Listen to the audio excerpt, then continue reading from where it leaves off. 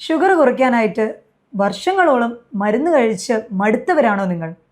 എന്നാൽ ഇനി മരുന്നില്ലാതെ ഒരു 15 ദിവസം മാത്രം രാത്രിത്തെ ഭക്ഷണം ഇങ്ങനെ ഒന്ന് ക്രമീകരിച്ച് നോക്കിക്കേ.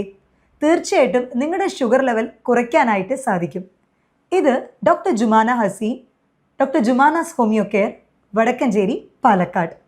പൊതുവേ ഡയബറ്റിക് ആയിട്ടുള്ളവർ ടൈപ്പ് 1, ടൈപ്പ് 2 രണ്ട് തരം ഡയബറ്റീസ് ഉണ്ട്. അപ്പോൾ ഒരു പേഷ്യൻ്റ് ആദ്യം വരുമ്പോൾ തന്നെ നമ്മൾ അവരോട് പ്രത്യേകം എടുക്കാൻ പറയുന്ന ഒരു ടെസ്റ്റാണ് C-പെപ്റ്റൈഡ് എന്ന് പറയുന്നത്. യൂഷ്വലി ഫാസ്റ്റിംഗ് ബ്ലഡ് ഷുഗർ, അതേപോലെ 3 മാസത്തിൻ്റെ ആവറേജ് ആയിട്ടുള്ള HbA1c ഇങ്ങനത്തെ ടെസ്റ്റുകളാണ് പേഷ്യൻസ് എടുത്തു വരാറ്.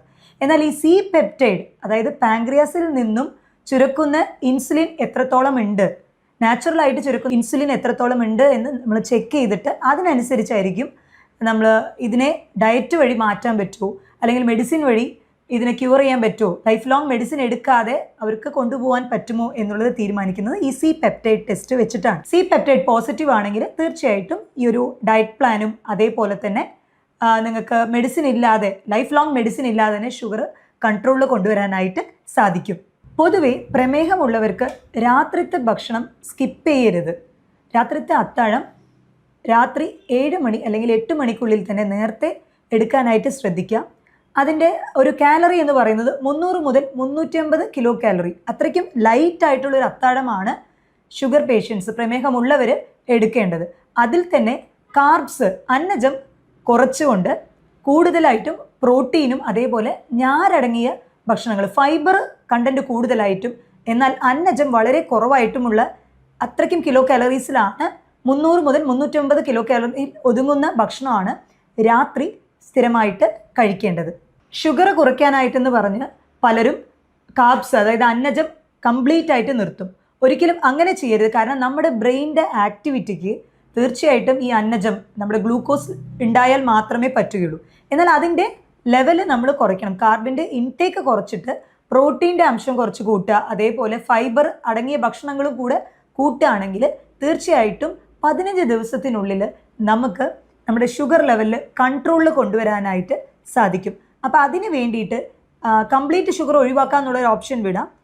പക്ഷെ ചായയിൽ നമ്മൾ കൂടുതലായിട്ടും പഞ്ചസാര എടുക്കുന്നുണ്ടെങ്കിൽ അത് ഒഴിവാക്കുക. എന്നാൽ അരി ഭക്ഷണം ഒരു നേരത്തേക്ക് മാത്രമായിട്ട് ആക്കുക, എസ്പെഷ്യലി ഉച്ചയ്ക്ക് മാത്രമായിട്ടാക്കാം. അതും വെളുത്ത അരി പരമാവധി ഒഴിവാക്കാൻ ശ്രദ്ധിക്കാം. തവിട് കളയാത്ത അരി, മട്ടയരി, അത് എടുക്കാനായിട്ട് ശ്രദ്ധിക്കുക. അതിൻ്റെ പോർഷൻ വളരെയധികം കുറയ്ക്കുക. അതായത് ഒരു കപ്പ് എടുക്കുകയാണെങ്കിൽ 1/4 ഭാഗം മാത്രമാണ് നമ്മൾ അരി ഭക്ഷണം എടുക്കേണ്ടത്. ബാക്കി പച്ചക്കറികൾ, ഇലക്കറികൾ, ഇനി അതെല്ലാം നിങ്ങൾക്ക് ചിക്കനോ മട്ടനോ അങ്ങനെ പ്രോട്ടീൻ ആയിട്ടുള്ള ഭക്ഷണം കുറച്ച് കൂടുതൽ കഴിക്കുകയാണെങ്കിലും വലിയ പ്രശ്നം ഉണ്ടാവുകയില്ല. സ്ഥിരമായി പ്രമേഹത്തിന് മരുന്നുകൾ എടുത്തു വരുന്നവർക്ക് വൈറ്റമിൻ B12ൻ്റെ കുറവ് കണ്ടുവരാറുണ്ട്. അപ്പോൾ അത് കാരണം കൈകാല് മരവിപ്പ്, തരിപ്പ് ഇങ്ങനത്തെ പ്രശ്നങ്ങളും ഉണ്ടാവാറുണ്ട്. അപ്പോൾ അതുകൊണ്ട് തന്നെ പ്രോട്ടീൻ റിച്ച്, നമ്മൾ ആനിമൽ ഫുഡ് എന്ന് പറയും, അതായത് മത്സ്യങ്ങളായാലും അതേപോലെ ഇറച്ചി വിഭവങ്ങളൊക്കെ കുറച്ചുകൂടി കൂടുതലായിട്ട് കഴിക്കുകയാണെങ്കിൽ തീർച്ചയായിട്ടും വൈറ്റമിൻ B12ൻ്റെ ആ ഒരു ഡെഫിഷ്യൻസി, ആ ഒരു കുറവ് നികത്താനായിട്ട് സാധിക്കും. രാത്രിയിലുള്ള ഭക്ഷണം എപ്പോഴും ലഘുവായിട്ട് എടുക്കാനായിട്ട് ശ്രദ്ധിക്കുക. അതൊരിക്കലും സ്കിപ്പ് ചെയ്യരുത്. കാരണം ഒട്ടുമിക്ക ആളുകളും ഇപ്പോൾ പ്രമേഹം ഉണ്ട് എന്ന് പറയുമ്പോൾ ഇപ്പോൾ രാത്രി ഒരു നേരം ഭക്ഷണം കട്ട് ചെയ്യുക, അല്ലെങ്കിൽ രാത്രി ചപ്പാത്തി കൂടുതൽ കഴിക്കുക. ചപ്പാത്തി കഴിച്ചത് കൊണ്ട് മാത്രം ഷുഗർ കുറയണം എന്നില്ല. ചപ്പാത്തിയും ശരിക്കും പറഞ്ഞാൽ കാർബ് തന്നെയാണ്. കഴിക്കുമ്പോൾ അതിൻ്റെ ക്വാണ്ടിറ്റി കുറയ്ക്കുക. അപ്പോൾ ചപ്പാത്തി സാധാരണ 3 ചപ്പാത്തി 4 ചപ്പാത്തി എടുക്കുന്നവരാണെങ്കിൽ അത് 1 ചപ്പാത്തി ആക്കിയിട്ട് അത് കുറയ്ക്കുക. അതിൻ്റെ കൂടെ പ്രോട്ടീനോ പിന്നെ ക്യാബേജ് തോരനോ അങ്ങനെയൊക്കെ ആയിട്ട് ഫൈബറൊക്കെ വെച്ചിട്ട് കൂടെ സബ്സ്റ്റിറ്റ്യൂട്ട് ചെയ്യുന്നതായിരിക്കും കുറച്ചുകൂടെ ഉചിതം. എന്തുകൊണ്ടാണ് പ്രമേഹമുള്ള ആളുകൾക്ക് രാത്രിത്തെ ഫുഡ് സ്കിപ്പ് ചെയ്യരുത് എന്ന് പറയുന്നത്? കാരണം രാത്രി നമ്മൾ കിടക്കുന്ന സമയത്ത് ഒരു ലോങ് ടൈം, ഒരുപാട് നേരം നമ്മൾ ഫാസ്റ്റിങ്ങിലോട്ട് പോകുന്നുണ്ട്. ഭക്ഷണം ഒന്നും കഴിക്കാതെ ബ്ലഡിലെ ഗ്ലൂക്കോസ് ലെവല് കുറഞ്ഞു പോകാനായിട്ട് സാധ്യതകൾ കൂടുതലാണ്. അപ്പോൾ ഈ ഷുഗർ ഉള്ളവരിൽ ഏറ്റവും കൂടുതൽ പേടിക്കേണ്ട ഒരു കാര്യം എന്ന് വെച്ചാൽ ഹൈപ്പോഗ്ലൈസിമിക് എന്നുള്ളതാണ്. കാരണം ഷുഗർ ഉണ്ടെന്ന് പറഞ്ഞാൽ എല്ലാ ഷുഗർ കണ്ടന്റും അവോയ്ഡ് ചെയ്ത് കഴിയുമ്പോൾ ബ്ലഡിലെ ഗ്ലൂക്കോസ് ലെവല് കുറയും. നമ്മുടെ ബ്രെയിന് ഗ്ലൂക്കോസ് ഇല്ലാണ്ട് പ്രവർത്തിക്കാനായിട്ട് പറ്റില്ല. അപ്പോൾ അങ്ങനെ വരുമ്പോൾ കൈയും കാലും വിറയ്ക്കുക, ഹൃദയമിടിപ്പ് കൂടുക, ഈവൻ സംസാരിക്കാൻ പോലും ബുദ്ധിമുട്ടാവുക, തല കറങ്ങുക, അങ്ങനത്തെ സിവിയർ സ്റ്റേജിലോട്ട് മാറാൻ സാധ്യതയുണ്ട്. ഒരിക്കലും ഒരു ഗ്ലൂക്കോസ് ലെവൽ കൂടി എന്നുള്ളത് കൊണ്ട് പെട്ടെന്നൊരു അഗാധമായിട്ട് ഒരു എഫക്റ്റ് ബോഡിയിൽ ഉണ്ടാവില്ല. എന്നാൽ നമ്മുടെ ശരീരത്തിൽ ഗ്ലൂക്കോസ് ലെവൽ കുറഞ്ഞു കഴിഞ്ഞാൽ അത് പെട്ടെന്ന് തന്നെ നമ്മുടെ ശരീരത്തിന് എഫക്റ്റ് ചെയ്യും. കാരണം ബ്രെയിനിന് പ്രോപ്പറായിട്ട് പ്രവർത്തിക്കാനായിട്ട് പറ്റില്ല. അപ്പോൾ അതുകൊണ്ടാണ് രാത്രിത്തെ ഭക്ഷണം ഒരിക്കലും സ്കിപ്പ് ചെയ്യരുത്. കാരണം രാത്രി കിടന്ന് കഴിയുമ്പോൾ ഒരു 8 മുതൽ 9 മണിക്കൂറോളം നമ്മൾ ഒന്നും കഴിക്കാതെയാണ് ഇരിക്കുന്നത്. ബ്ലഡിൽ ഗ്ലൂക്കോസ് ലെവൽ കുറയും. അപ്പോൾ മാക്സിമം രാത്രിത്തെ ഭക്ഷണം കഴിക്കണം. എന്നാൽ അത് വളരെ ലഘുവായിട്ട്. രാവിലത്തെ ഭക്ഷണമാണ് നമ്മൾ കുറച്ചുകൂടെ ഹെവി ആയിട്ട് കഴിക്കേണ്ടത്. അതായത് നോൺ വെജ് അങ്ങനെ അതേപോലെ കൂടുതൽ പ്രോട്ടീനും ഫാറ്റും കണ്ടൻറ്റുള്ള ഭക്ഷണങ്ങളൊക്കെ കഴിക്കേണ്ടത് രാവിലെയാണ്. രാത്രി അതിൻ്റെ പോർഷൻ കുറയ്ക്കുക. ഞാൻ പറഞ്ഞ പോലെ 300 മുതൽ 350 കിലോ കാലറി ഉള്ള ഭക്ഷണങ്ങൾ രാത്രി എടുക്കുകയാണെന്നുണ്ടെങ്കിൽ തീർച്ചയായിട്ടും നല്ല റിസൾട്ട് ഉണ്ടാവും. രാവിലെ എണീക്കുമ്പോൾ ഫാസ്റ്റിംഗ് ബ്ലഡ് ഷുഗർ ആണ് പകുതി ആളുകളും നമ്മളിപ്പോൾ ബ്ലഡ് ടെസ്റ്റ് ആയിട്ട് കൊണ്ടുവരുന്നത് ഫാസ്റ്റിംഗ് ബ്ലഡ് ഷുഗർ ആയിരിക്കും. അപ്പോൾ ഫാസ്റ്റിംഗ് ബ്ലഡ് ഷുഗർ എപ്പോഴും ഡിപ്പെൻഡ് ചെയ്യുന്നത് എന്താണെന്ന് വെച്ചാൽ നമ്മൾ രാത്രി കഴിക്കുന്ന ഭക്ഷണത്തിനെ ആശ്രയിച്ചായിരിക്കും. ഇപ്പോൾ രാത്രി നമ്മളൊരു ഹെവി മീൽസ് ആണ് കഴിക്കുന്നത്, ഒരു ബിരിയാണിയോ അല്ലെങ്കിൽ ചിക്കനോ മട്ടനോ അങ്ങനെ ഹെവി മീൽസ് എടുക്കുന്നുണ്ട് എന്നുണ്ടെങ്കിൽ തീർച്ചയായിട്ടും അടുത്ത ദിവസം രാവിലെ നമ്മൾ വെറും വയറ്റിൽ ചെക്ക് ചെയ്യുന്ന ബ്ലഡ് ഷുഗറിൽ സ്പൈക്ക് കാണിക്കും. അപ്പോൾ അത് മാത്രം വെച്ചിട്ട് നമുക്ക് ബ്ലഡ് ഗ്ലൂക്കോസ് ലെവൽ അളക്കാനായിട്ട് പറ്റില്ല. അപ്പോൾ അതുകൊണ്ട് തന്നെ എൻ്റെ അടുത്ത് വരുന്ന പേഷ്യൻസിൻ്റെ അടുത്ത് ഞാൻ സ്ഥിരമായിട്ട് പറയാറുള്ള ഒരു കാര്യമാണ് 3 മാസത്തിൻ്റെ ആവറേജ് ആയിട്ടുള്ള ബ്ലഡ് ടെസ്റ്റ്, അതായത് ഗ്ലൈക്കേറ്റഡ് ഹീമോഗ്ലോബിൻ എന്ന് പറയും, HbA1c, അതും കൂടെ ഒന്ന് എടുക്കൂ. അത് നോക്കിക്കഴിഞ്ഞാൽ നമുക്ക് കറക്റ്റ് മനസ്സിലാവും. അത് 6ന് താഴെയാണ് എന്നുണ്ടെങ്കിൽ നമുക്ക് ഒരു ഗുഡ് കൺട്രോൾ ആണ്, ഡയബറ്റിക് അല്ല. ഇനി 6നും 7നും ഇടയ്ക്കാണെന്നുണ്ടെങ്കിൽ ഒരു കുറച്ച് കൺട്രോൾ ഉണ്ട്, എന്നാലും കുറച്ചുകൂടെ ശ്രദ്ധിക്കാനുണ്ട് എന്നുള്ളതാണ്. ഇനി 7ന് അപ്പുറം വരുന്ന കേസസ് ഒക്കെ ഉണ്ട്, അതൊക്കെ ഔട്ട് ഓഫ് കൺട്രോൾ ആണ്. അപ്പോൾ അവർക്ക് വിത്ത് മെഡിസിൻസ് ഡയറ്റും കൂടെ ശ്രദ്ധിക്കേണ്ടി വരും. പ്രീ ഡയബറ്റിക് ബോർഡർ ലൈൻ ആണ് എന്നുണ്ടെങ്കിൽ തീർച്ചയായിട്ടും നിങ്ങൾക്ക് മെഡിസിൻസ് ഒന്നും എടുക്കേണ്ട ആവശ്യമില്ല കേട്ടോ. ഈ ഡയറ്റ് പ്ലാൻ തന്നെ ശ്രദ്ധിച്ചാൽ മതിയാവും. അതിനിപ്പോൾ 15 ദിവസം ഓരോ ദിവസവും നമുക്ക് അതിൻ്റെ കണ്ടന്റ് നോക്കുകയാണെങ്കിൽ ഇപ്പോൾ മില്ലറ്റ് അധികം ഇൻക്ലൂഡ് ചെയ്യാനായിട്ട് പറ്റും. കാർബ്സിന് പകരം മില്ലറ്റ് ദോശയോ അല്ലെങ്കിൽ മില്ലറ്റ് ഇഡ്ലി 1ഓ 2ഓ എടുക്കാം. അതിൻ്റെ കൂടെ തന്നെ ഇപ്പോൾ വെണ്ടയ്ക്ക തോരൻ അല്ലെങ്കിൽ കാബേജ് തോരൻ, അങ്ങനെ ഫൈബർ അടങ്ങിയിട്ടുള്ള ഭക്ഷണം രാവിലത്തെ കോൺസ്റ്റിപ്പേഷൻ ഒഴിവാക്കാനും ഹെൽപ്ഫുൾ ആവും. അങ്ങനെ ഫൈബർ കുറച്ചുകൂടെ ഒരു 50% ഫൈബർ കണ്ടന്റ്, അതേപോലെ നമുക്ക് നോക്കുകയാണെങ്കിൽ ഒരു 15% 20%-ത്തിനുള്ളിൽ കാർബ്, ബാക്കി 30-35% പ്രോട്ടീൻ.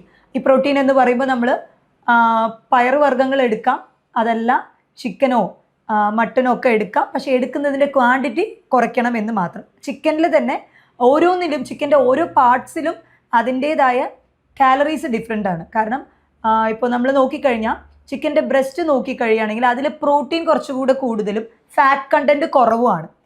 അതേസമയം ചിക്കൻ്റെ തൈസിലൊക്കെ നോക്കുകയാണെങ്കിൽ ഫാറ്റ് കണ്ടൻറ്റ് വളരെ കൂടുതലാണ്, അതിൻ്റെ കിലോ കാലറിയും കൂടുതലായിരിക്കും ഇൻടേക്ക്. അപ്പോൾ ഓരോ ബോഡി പാർട്സും അതിനനുസരിച്ച് കിലോ കാലറീസ് ഡിഫറെൻ്റ് ആവും. അതിലുള്ള കൊഴുപ്പ് അടങ്ങിയതനുസരിച്ച് അതിൻ്റെ പ്രോട്ടീൻ ഇൻടേക്കും വ്യത്യാസപ്പെടും. അപ്പോൾ അതനുസരിച്ച് കാൽക്കുലേറ്റ് ചെയ്ത് എടുക്കുകയാണെങ്കിൽ കുറച്ചുകൂടെ എഫക്റ്റീവ് ആയിരിക്കും. നമ്മുടെ കേരളീയർക്ക് ഏറ്റവും പ്രിയപ്പെട്ട ഭക്ഷണമാണ് ഈ ഇഡലി, ദോശ, അരി ഭക്ഷണം, അതേപോലെ തന്നെ കപ്പ. ഇതിലൊക്കെ ഗ്ലൈസിമിക് ഇൻഡെക്സ് കൂടുതലാണ്. ഗ്ലൈസിമിക് ഇൻഡെക്സ് എന്ന് പറയുമ്പോൾ നമ്മൾ രക്തത്തിൽ ഗ്ലൂക്കോസ് അലിഞ്ഞു ചേരാനുള്ള ഒരു ടൈമും അതും കൂടുതലായിരിക്കും. പെട്ടെന്ന് തന്നെ അത് ഷുഗർ സ്പൈക്ക് ഉണ്ടാവും.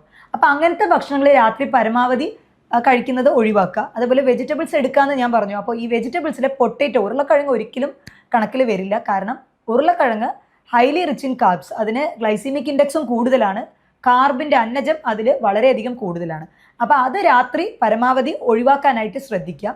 പിന്നെ ചിലർ വിചാരിക്കും ഡോക്ടറെ ഈ ഒരു 15 ദിവസത്തെ ഷെഡ്യൂൾ എന്ന് പറയുന്നത് നമ്മൾ 300 മുതൽ 350 കിലോ കാലറി പറഞ്ഞുവല്ലോ, അതായത് നമ്മൾ ഫാറ്റ് കണ്ടൻറ്റ് കുറച്ചും അതേപോലെ ഫൈബറൊക്കെ കൂട്ടിയിട്ട് കാർബ് അന്നജം കുറച്ചിട്ട്, അപ്പോൾ ഇത് നമ്മൾ കഴിക്കുന്ന ചോറോ അതേപോലെ തന്നെ കപ്പ ഈ ഭക്ഷണത്തിൻ്റെ കൂടെയാണോ കഴിക്കേണ്ടത് അതോ ഇതിന് പകരമാണോ എന്ന് പറഞ്ഞു. ഒരിക്കലും അതിൻ്റെ കൂടെയല്ല, ഇതിന് പകരമായിട്ടാണ് നമ്മൾ കഴിക്കേണ്ടത്.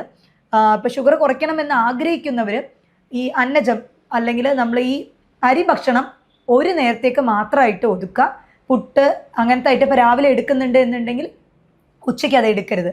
അപ്പോൾ 1 ടൈം മാത്രം, ഒരു നേരത്തേക്ക് മാത്രം കാർബ്സ് ആയിട്ട് ഒതുക്കുക. അങ്ങനെ ആവുകയാണെങ്കിൽ തീർച്ചയായിട്ടും ഷുഗർ കൺട്രോൾ കൊണ്ടുവരാനായിട്ട് പറ്റും. ലൈഫ് ലോങ് ഈ മെഡിസിൻ എടുത്ത് നിങ്ങൾ അതിൻ്റെ സൈഡ് എഫക്റ്റ് കൊണ്ട് ബുദ്ധിമുട്ടേണ്ട ആവശ്യമില്ല. ഇനി ഇതുപോലെ ഡയറ്റ് പ്ലാൻ കണ്ടിന്യൂ ചെയ്യുമ്പോൾ നിങ്ങൾ ശ്രദ്ധിക്കേണ്ടത് നിങ്ങളുടെ ഷുഗർ ലെവൽ അളക്കുക എന്നുള്ളതാണ്. നമ്മൾ ഹൈപ്പോഗ്ലൈസീമിക് എന്നുള്ള കണ്ടീഷൻ പറഞ്ഞല്ലോ, ഷുഗർ ലെവൽ പെട്ടെന്ന് കുറഞ്ഞു പോകാൻ സാധ്യതയുണ്ട്. അതുകൊണ്ട് തന്നെ നിങ്ങൾ ഫാസ്റ്റിംഗ് ബ്ലഡ് ഷുഗർ ഇടയ്ക്കിടയ്ക്ക് ചെക്ക് ചെയ്യണം. അതേപോലെ തന്നെ ആഹാരത്തിന് ശേഷമുള്ള ഷുഗർ ലെവൽ ആഴ്ചയിൽ 2-3 തവണ അതും ചെക്ക് ചെയ്യുന്നത് നല്ലതായിരിക്കും. കാരണം ഷുഗർ ലെവൽ ഒരിക്കലും താഴെ പോകാൻ പാടില്ല.